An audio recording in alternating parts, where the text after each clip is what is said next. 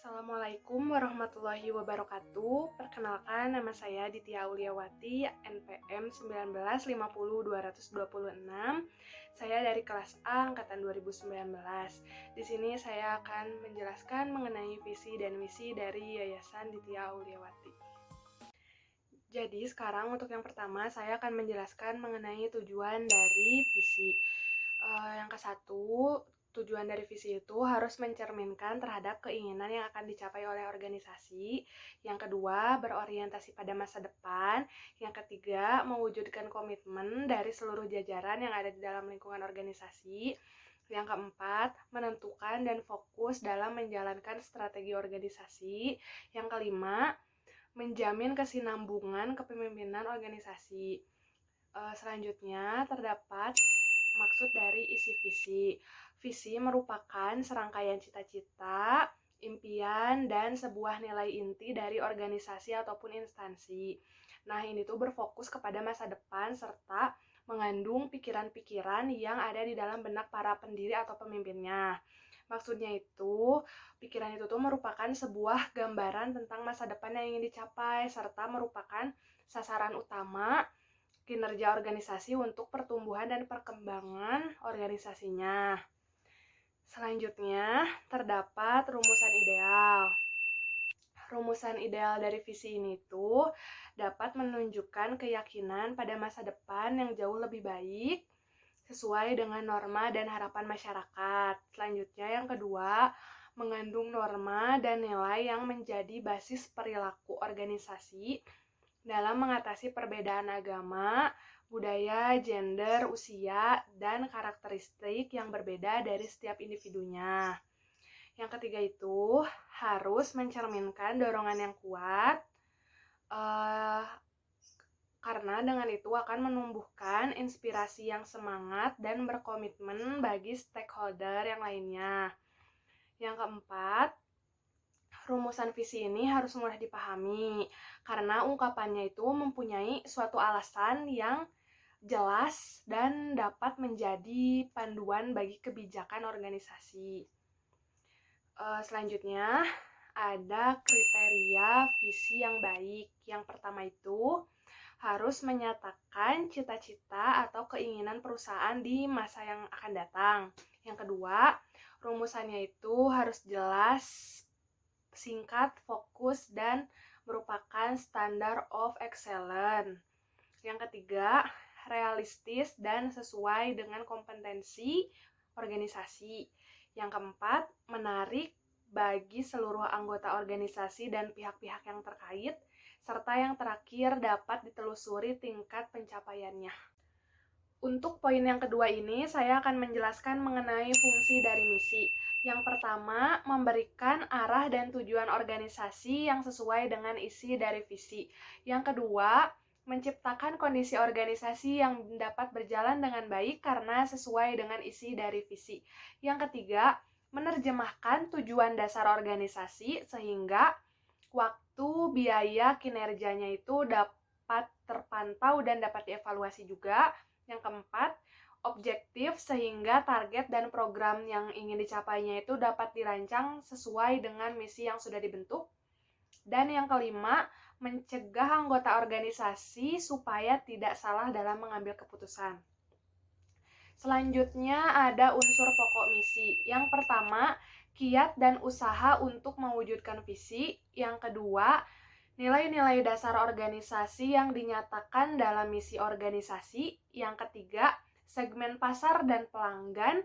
Yang keempat, pernyataan tentang produk atau jasa yang dimasuki atau yang dijualnya. Yang kelima, keyakinan yang kuat, asumsi-asumsi, dan budaya kerja yang orientasinya itu bermutu.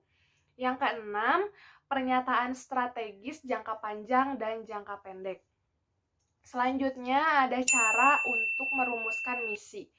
Yang pertama ini, meninjau kembali masalah yang akan dihadapi baik internal maupun eksternal dengan menggunakan pendekatan analisis SWOT, strength, weakness, opportunity, dan threats ya. Selanjutnya yang kedua, melibatkan pihak-pihak yang berkepentingan. Yang ketiga, menyelaraskan kegiatan proses utama dengan sumber daya yang ada untuk memungkinkan organisasi melaksanakan kegiatannya dengan baik dan efisien. Dan yang terakhir ini, menentukan lingkungan untuk mengidentifikasi apakah misi organisasi itu sudah sesuai dan tidak bertentangan baik secara eksternal maupun internal. Hal-hal yang saya pertimbangkan dalam menentukan visi dan misi ini mengacu pada lembaga pendidikan kejuruan yang mengutamakan sumber daya manusia yang unggul, berkualitas, dan siap bersaing, serta memiliki dua kemampuan. Yang pertama ini kemampuan untuk siap bekerja, dan yang kedua kemampuan untuk siap bersaing untuk melanjutkan ke perguruan tinggi. Selanjutnya terdapat visi dan misi dari Yayasan Ditya Auliawati. Jadi, Yayasan Ditya Auliawati ini memiliki visi menciptakan lembaga kejuruan yang memiliki akhlak mulia, bertakwa, cerdas, produktif, dan kompeten. Untuk misi yang pertamanya ini, menyelenggarakan pembelajaran yang dipimpin oleh guru profesional di bidangnya, supaya menghasilkan peserta didik yang kompeten dan berkualitas. Untuk yang kedua ini, menciptakan lulusan yang mempunyai sikap disiplin, bertanggung jawab terhadap kewajiban. Dan yang ketiga, menjalin kerjasama yang baik dengan perusahaan atau perguruan tinggi. Yang keempat, mengembangkan sarana dan prasarana sekolah untuk mendukung bakat dan minat peserta didik. Dan yang kelima, menghasilkan lulusan yang mampu memilih karirnya sesuai dengan keahliannya untuk dapat mengembangkan diri. Jadi untuk pembahasan selanjutnya ini ada analisis visi. Yang pertama ada tujuan dari visi. Jadi, dari rumusan ini tuh menghasilkan tujuan yang dapat menciptakan lembaga kejuruan yang bermutu dan berpusat pada pengembangan peserta didik, sehingga dapat melahirkan lulusan yang berpotensi dalam bidangnya dan berkarakter baik sesuai dengan tuntutan zaman. Yang kedua ini ada isi dari visi. Dari visi juga dapat disimpulkan bahwa Yayasan Ditya Auliawati ini dapat menciptakan peserta didik yang berakhlak mulia, bertakwa, dan produktif dalam meningkatkan mutu pendidikan yang berkualitas dan relevan. Yang selanjutnya ada rumusan ideal. Visi di atas ini juga dapat dikatakan ideal karena berpotensi untuk berorientasi kepada masa depan serta menciptakan lulusan yang produktif dalam mempelajari jurusan yang diminatinya. Selanjutnya ada kriteria visi yang baik. Dari visi di atas juga dapat menghasilkan peserta didik yang optimis, berkualitas, kompeten, dan dapat menginspirasi orang lain bahwa SMK ini mampu bersaing di dunia industri dan juga di perguruan tinggi, sekaligus dapat bersaing sesuai dengan tuntutan zaman. Nah, selanjutnya ini ada analisis dari misi. Dari 5 misi di atas juga sudah jelas bahwa Yayasan Ditya Auliawati ini memiliki guru yang profesional dan ahli pada bidangnya. Nah, dengan begitu ini merupakan langkah awal untuk bisa menciptakan lulusan yang kompeten dan berkualitas.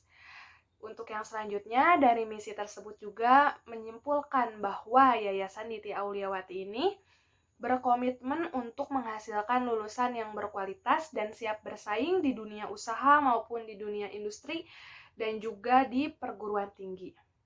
Dan yang terakhir, dari misi di atas pun sudah jelas bahwa lulusannya itu tidak hanya ahli dalam teori ataupun praktek di dalam jurusannya, tetapi mereka juga beretikanya pun baik sehingga sopan dan santunnya pun bagus. Cukup sekian penyampaian materi dari saya. Mohon maaf bila ada tutur kata dan penyampaiannya yang kurang berkenan dan kurang tepat. Semoga informasi ini dapat bermanfaat bagi kita semua. Terima kasih. Wassalamualaikum warahmatullahi wabarakatuh.